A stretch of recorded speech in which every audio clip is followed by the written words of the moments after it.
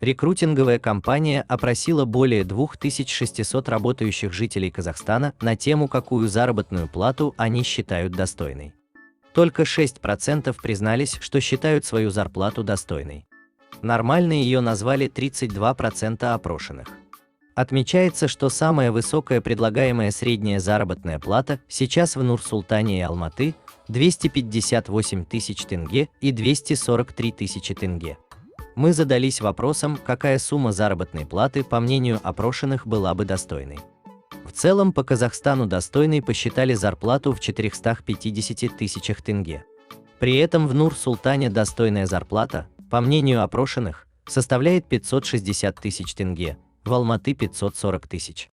На третьем месте Караганда, ее работающие жители считают достойной зарплату не меньше 510 тысяч тенге. Также мы получили следующие комментарии относительно размера достойной зарплаты. Такая зарплата, чтобы была возможность откладывать и не влезать в кредиты, соответствующие квалификации и выполняемой работе, чтобы хватало на отдых раз в год.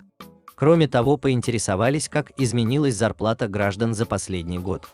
У большинства 45% она осталась без изменений, у 39% увеличилась, у 16% сократилась. Исходя из того, что 53% опрошенных не удовлетворены своей зарплатой, мы спросили, собираются ли они предпринимать какие-либо действия по этому поводу. Выяснилось, что 52% планируют просить повышения заработной платы в ближайший год, а 13% делать этого не собираются. 35% придется набраться храбрости в ближайшее время и решиться на разговор с начальством.